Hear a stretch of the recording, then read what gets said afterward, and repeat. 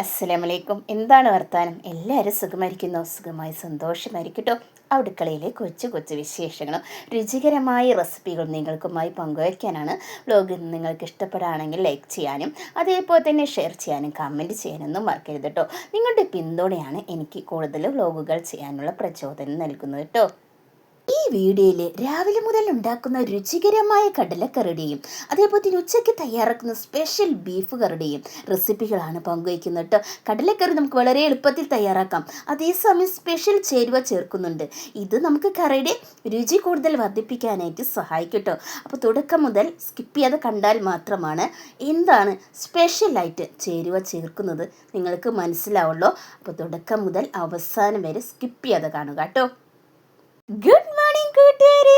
രാവിലത്തെ പ്രഭാത ഭക്ഷണം നമുക്ക് സെറ്റാക്കി എടുക്കണ്ടേ? ഇതാ പുട്ടിനുള്ള പൊടി കുഴച്ചിട്ടുണ്ട്, നാളികേരം സെറ്റാക്കി വെച്ചിട്ടുണ്ട്. ഇനി ഈസി റെസിപ്പി കാണാം. വെള്ളക്കടല വെച്ചിട്ട് കേട്ടോ. കുക്കറിലേക്ക് ഇതാ കുതിർത്ത് വെച്ചിരിക്കുന്ന വെള്ളക്കടല ഇതാ ചേർത്ത് കൊടുത്തിട്ടുണ്ട് കേട്ടോ. അപ്പോൾ അത് കഴിഞ്ഞ ശേഷം നമുക്കിതിലേക്ക് പൊടികൾ ചേർത്ത് കൊടുക്കാം. ഇതാ മല്ലിപ്പൊടി ചേർത്ത് കൊടുക്കുന്നുണ്ട്, പിന്നെ ഇതാ 1/4 ടീസ്പൂൺ മഞ്ഞൾപ്പൊടി ചേർത്ത് കൊടുക്കുന്നുണ്ട്.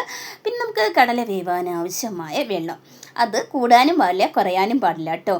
അപ്പോൾ നമുക്ക് നല്ല രീതിയിൽ പെർഫെക്റ്റ് ആയിട്ട് കിട്ടണമെങ്കിൽ പാകത്തിന് വെള്ളം ഇതേ രീതിയിൽ ഒഴിച്ച് പാകത്തിന് ഉപ്പും ചേർത്ത് നേരെ നമുക്ക് അടുപ്പത്തേക്ക് വെച്ചെടുക്കാം. അപ്പോൾ പുട്ട് സെറ്റായിട്ടായിരുന്നു. അപ്പോൾ ഇതാ പാത്തൂസിനുള്ള പുട്ടാട്ടോ സെറ്റായത്. ആദ്യം തന്നെ നല്ല സോഫ്റ്റ് ആയ രീതിയിലുള്ള പുട്ടാട്ടോ സെറ്റായത്. ഇനി നമുക്ക് മോനുള്ള പുട്ട് ഞാൻ സെറ്റാക്കി വെച്ചു. പിന്നെ നേരെ നമുക്ക് കടലക്കറി ഒന്നും കൂടി രുചി കൂട്ടണ്ടേ? ചേഞ്ചിട്ട് വെച്ചെടുത്തു, വെളിച്ചെണ്ണ ഒഴിച്ചിട്ടോ.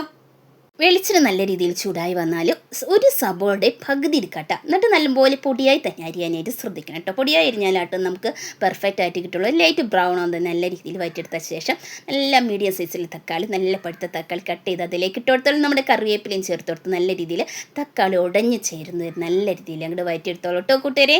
ഇനി ഇതിലേക്ക് തീ നല്ലപോലെ കുറച്ച് വെച്ച് അപ്പോൾ കാശ്മീരി മുളക് പൊടി, പിന്നെ സാദാ മുളക് പൊടി, പിന്നെ 1/4 ടീസ്പൂണ് കറി മസാലപ്പൊടി ഇട്ടോ. നിങ്ങൾക്ക് എരിവിനനുസരിച്ച് കുറക്കുകയൊക്കെ ചെയ്യാട്ടോ.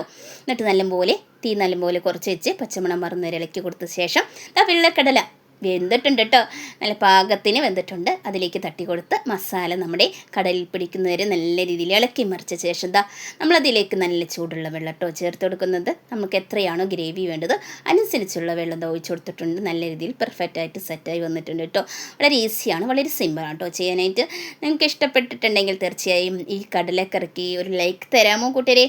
നമ്മുടെ വെള്ളക്കടല സെറ്റായിട്ടുണ്ട്. അപ്പോൾ രാവിലത്തെ ബ്രേക്ക്ഫാസ്റ്റ് സെറ്റായി. അപ്പോൾ നിങ്ങൾ ബ്രേക്ക്ഫാസ്റ്റൊക്കെ കഴിച്ചാൽ ഇല്ലെങ്കിൽ വായോട്ടോ തരാം. അപ്പോൾ നമ്മൾ വെള്ളക്കടലയും പുട്ടും കൂട്ടി കഴിച്ചു. പിള്ളേഴ്സൊക്കെ റെഡിയായി നിൽക്കുന്നുണ്ട്. അപ്പോൾ മോൻ്റെ മദ്രസ കഴിഞ്ഞു കേട്ടോ. ഇനി പാത്തൂസിനെയാണ്. പാത്തൂസും പോയ ശേഷം നേരെ അടുക്കളയ്ക്ക് എത്തിയിട്ടോ.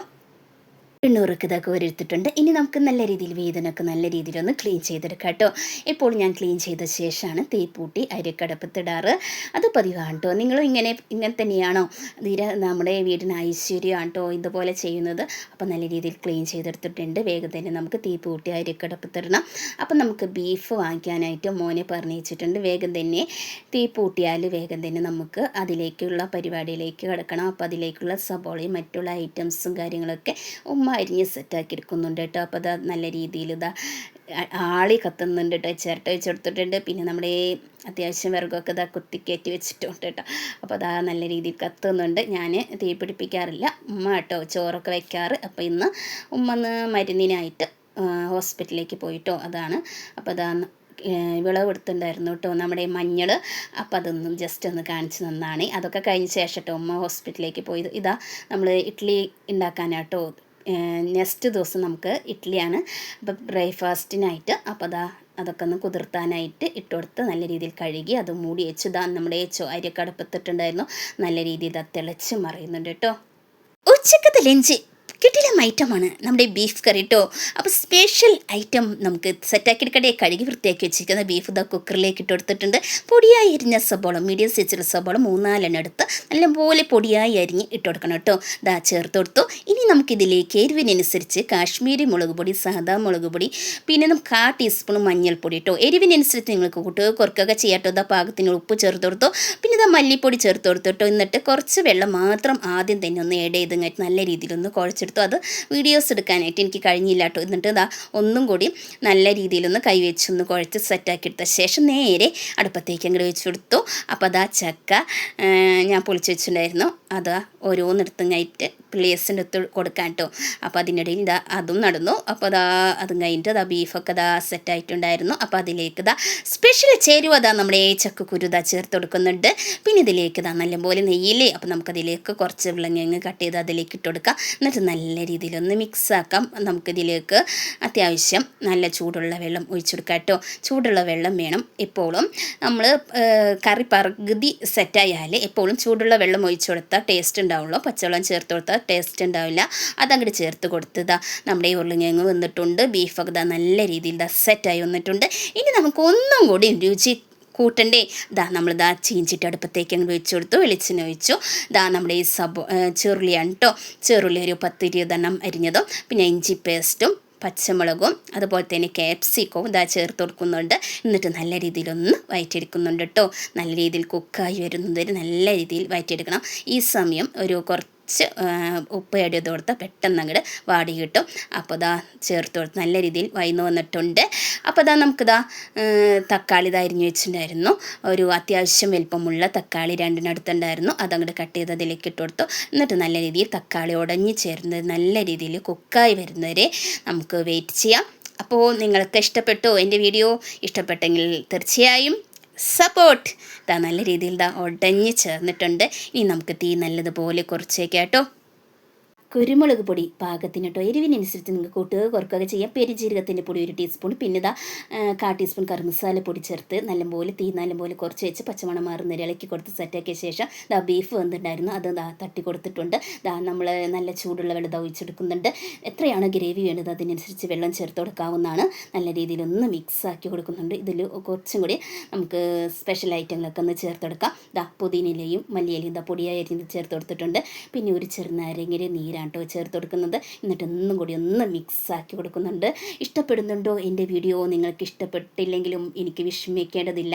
ഓരോരുത്തരുടെയും അഭിരുചികൾ വ്യത്യസ്തമായിരിക്കുമല്ലോ. അപ്പോൾ നിങ്ങൾക്ക് ഇഷ്ടപ്പെടുകയാണെങ്കിൽ വീഡിയോകൾ എന്ത് ചെയ്യണം?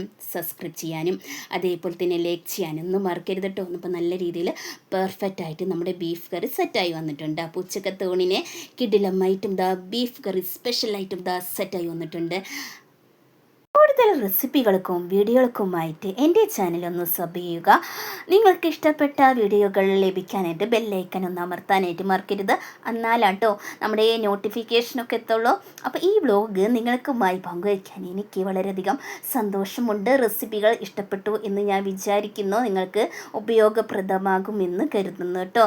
അപ്പോൾ ഇനി ഞങ്ങളുടെ ഊണ് സെറ്റായിട്ടുണ്ട്. അപ്പോൾ ഊണയിക്കാനായിട്ട് പോകുന്നത്. നിങ്ങൾ ഊണയിച്ചോ? ഇല്ലെങ്കിൽ വായോട്ടോ. അടിപൊളി ബീഫ് കറിയും തുമ്പപ്പ് പോലുള്ള ചോറൊക്കെ ഉണ്ട്. പപ്പടം ഉണ്ട്. പപ്പടം എടുത്തിട്ടില്ല കേട്ടോ. ഞാൻ പിള്ളേഴ്സൊക്കെ കഴിച്ച ശേഷം കേട്ടോ ഞാൻ ഫുഡ് എടുക്കാൻ വന്നത്. അപ്പോൾ ഇത്രയൊക്കെയുള്ള കേട്ടോ എൻ്റെ വിശേഷങ്ങളും. അപ്പോൾ അടിപൊളി റെസിപ്പികളുമായിട്ട് ഞാൻ വന്നത്. അപ്പോൾ സപ്പോർട്ട് ചെയ്യുക. നിങ്ങളുടെ സപ്പോർട്ടാണ് ചാനലിൻ്റെ വിജയം. അപ്പോൾ നെക്സ്റ്റ് ഒരു വീഡിയോയുമായി വരുന്നത് വരെ ബൈ.